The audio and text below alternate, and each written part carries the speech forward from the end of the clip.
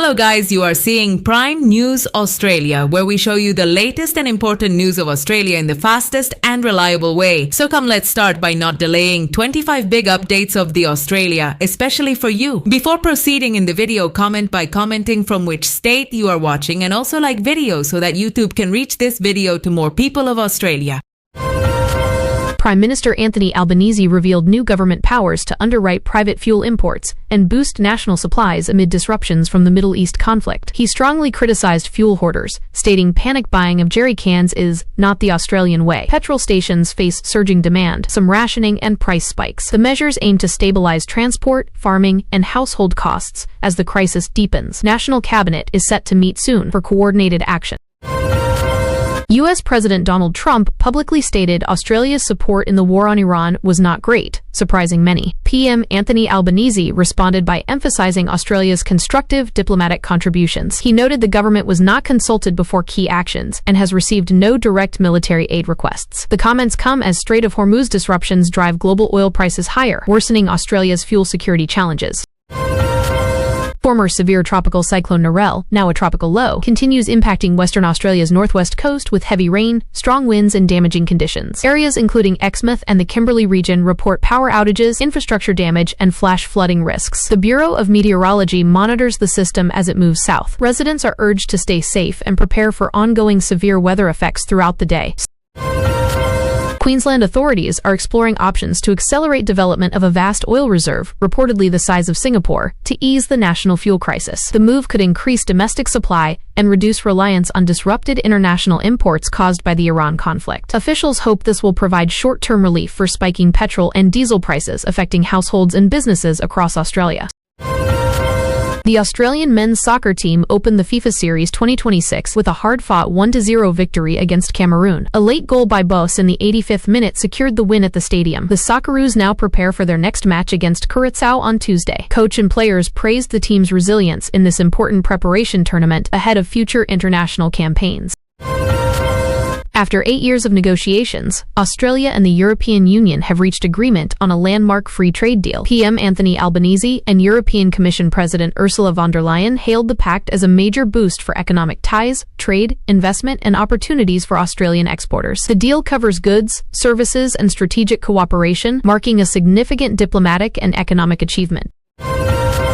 The Department of Home Affairs is conducting planned systems maintenance from late Friday evening until midday Saturday, the 28th of March 2026. Services including IMI account, online visa applications, Vivo, and e-medical may be unavailable during this window. Applicants are advised to plan ahead and avoid lodging critical applications in this period. Officials apologize for any inconvenience caused by the routine upgrade work.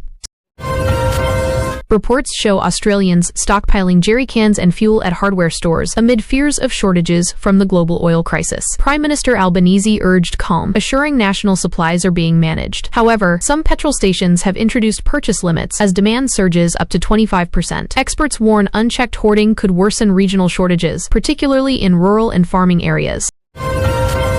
Early winter weather has brought the first notable snowfall to Victorian and NSW alpine resorts. Up to 8 to 15 centimeters of snow fell overnight at Falls Creek, Thredbo, Perisher, and Hotham as temperatures plunged. Ski enthusiasts welcomed the surprise autumn snow, though it coincides with broader cold fronts and wild weather across southeast Australia, including strong winds and rain.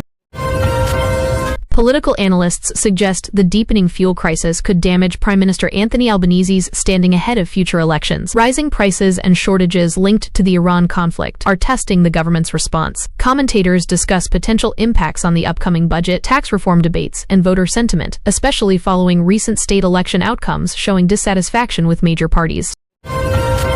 Major Australian banks have begun passing on the latest Reserve Bank of Australia cash rate increase to variable and some fixed home loans. The 0.25 percentage point hike to 4.10% will raise repayments for many borrowers starting this week. Not all customers will feel the full impact immediately due to different loan structures. Economists warn combined pressure from fuel costs and higher rates could strain household budgets further. Economists warn of growing stagflation risks in suburban Australia as fuel prices surge due to international disruptions while growth slows. Inflation pressures from the Middle East conflict combine with supply chain issues, raising concerns about cost of living challenges. Questions remain over whether government and Reserve Bank responses can balance inflation control with economic support for struggling households and businesses.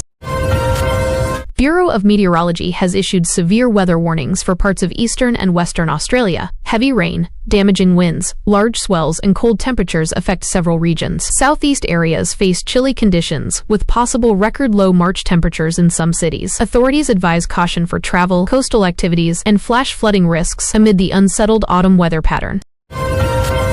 The federal government has relaxed Australia's diesel fuel quality standards for 6 months to allow more imports into the domestic market amid shortages. This follows reports of hundreds of service stations running out of at least one fuel type. The measure aims to increase available supply quickly, while longer-term solutions, including new import powers, are implemented. Australian farmers are among the hardest hit by rising diesel prices and supply uncertainties caused by the global oil crisis. With planting and harvest seasons underway, many report limited fuel stocks and sharply higher costs. Rural service stations have run dry in places, forcing difficult decisions on cropping plans and raising concerns about food production and price impacts down the line. Interest in used electric vehicles has more than doubled since the fuel crisis began, as drivers seek alternatives to high petrol and diesel costs. Some regional stations now charge over $4 per litre for diesel. Industry observers suggest the crisis could accelerate a shift in Australia's vehicle fleet toward electric and hybrid options in the longer term. State and territory governments are calling for more consistent national reporting of fuel stock levels to better manage the ongoing crisis. Over 500 service stations nationwide currently lack at least one fuel type, with concentrations in NSW and Victoria. Energy Minister Chris Bowen confirmed the shortages and said coordinated approaches will help address public anxiety and logistical challenges. Unseasonal cold fronts have brought snow to alpine areas, dangerous surf conditions, and power cuts to parts of eastern Australia. Strong winds and rain lashed the east coast, while southern regions experienced their coldest March temperatures in years. Emergency services responded to weather-related incidents as communities adjusted to the dramatic shift in conditions. The government has released millions of litres from national strategic fuel stockpiles to ease regional shortages. This is part of a broader response, including relaxed standards and new import underwriting powers. Officials stress the measures aim to prevent worse disruptions, though experts caution that full relief depends on international developments in the Middle East.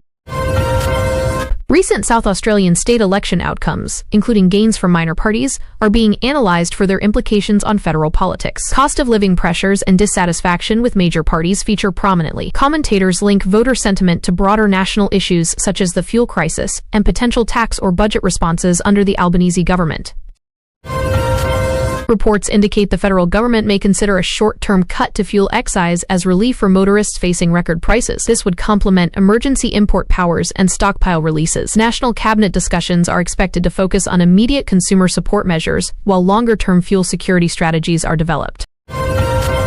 The 2026 Australian Surf Life-Saving Open Championships are taking place, with boat events and other competitions drawing competitors and spectators to the beaches. Day 3 of racing showcased strong performances amid variable coastal conditions influenced by recent weather systems. The event remains a highlight of the Australian surf sports calendar. Home Affairs online services faced temporary unavailability due to scheduled maintenance ending midday Saturday. This affected visa processing, IMI account access, and related portals. Applicants with urgent needs were encouraged to act before the outage window. The department thanked users for their patience during the routine technical upgrade. Lamb prices at sale yards have surged to near record highs as supply tightens due to various agricultural pressures, including weather events and higher operational costs.